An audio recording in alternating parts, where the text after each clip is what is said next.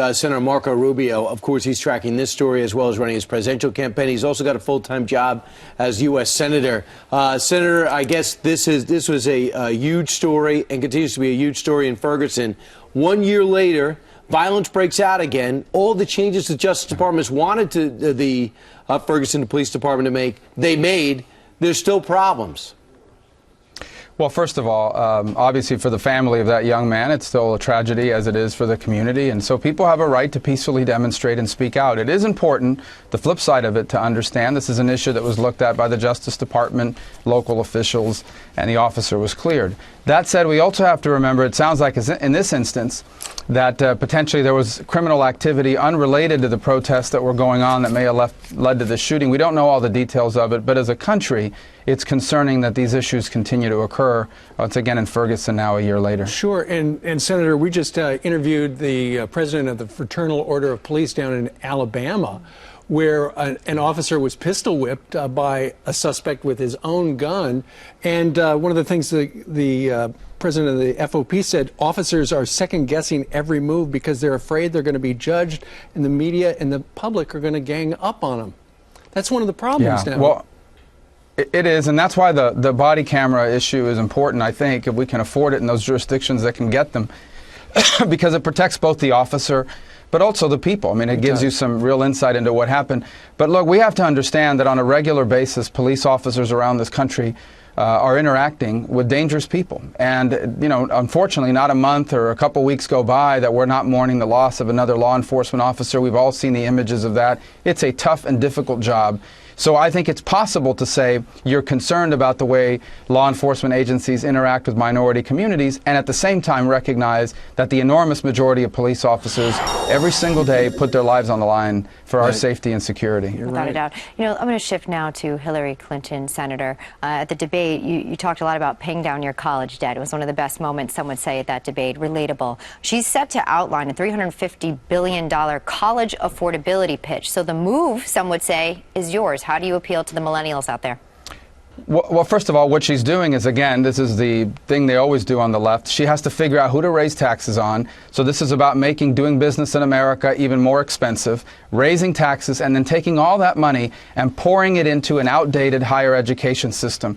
The problem we have today isn't just that college is too expensive. It's that college, our system, is outdated. We need a flexible system that allows people who have to work full-time, like single mothers who are raising children and are working, also need flexible ways to go back to school. We should be giving people degrees on the basis of what they know, not how many hours they sat in a classroom. And I'm not saying we don't continue with traditional higher education, but we have to allow some competition to compete with traditional colleges. You know, online coursework, competency-based education. Sure. Some of this already is out there. And all that she's talking about is let's raise taxes and pour a bunch of money into a 20th century outdated model. She wants to cut deductions on the wealthiest Americans, those horrible people we hear so much about. And over 10 years, raise $350 billion so kids can get grants rather than loans.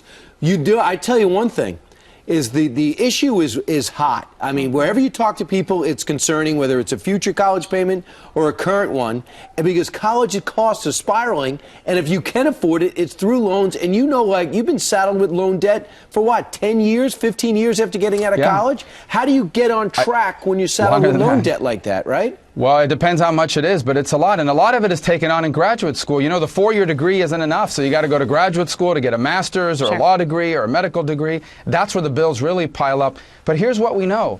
Traditional colleges, every time you add more money in financial aid, they raise their tuition rates to eat it up. That's what they do. And that's what's going to happen here again, unless they have competition. Sure, well, it's interesting that competition could drive those prices right down. Yeah, but Senator, you know why she's bringing it up, because you know, this is a demographic. She would like them to vote for her.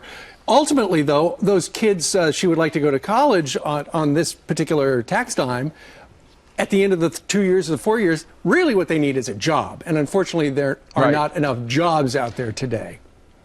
Well, that's part of it. And the other part of it is a lot of them are going to graduate with a degree that doesn't lead to a job. Look, the market for Roman philosophers has tightened significantly over the last 2,000 years. And yet people are still majoring in things that aren't going to lead to a job. That's why I believe that before you take out a loan, for that matter, everyone should be told how much people make when they graduate from that school with that degree, right, so people have an understanding of what they're studying and where it's going to lead. But knowing Roman numerals help you cover the Super Bowl, but more on that later. Let's talk about Iran for a second. Senator Schumer, I guess, still belongs with those crazy right-wing mullahs and Republicans who are against the president's plan of missile reduction with Iran. What is your reaction to Senator Schumer doing what he's doing and now being vilified? Well, first of all, he's doing the right thing. And when someone, even though we may disagree on a lot of issues, we need to recognize that someone has taken a decision here based on statesmanship, not partisanship.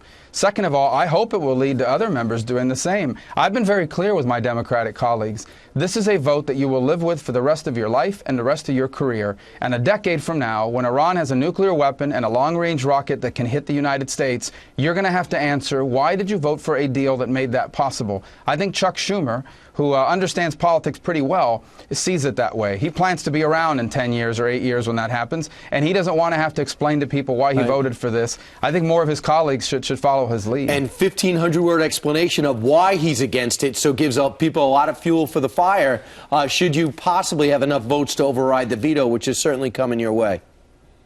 Yeah, that's what we hope will happen here in September. Again, we need 67, 68 votes to override that veto, and obviously picking up Senator Schumer is a big step forward. We hope some of his colleagues wake up and realize what they're about to sign on to. Well, let's see. All right, Senator Marco Rubio joining us from Miami, en route now to Washington State to do some campaigning. Sir, thank you very much for joining us live. Thank you for your time, Senator. After some great reviews in his debate.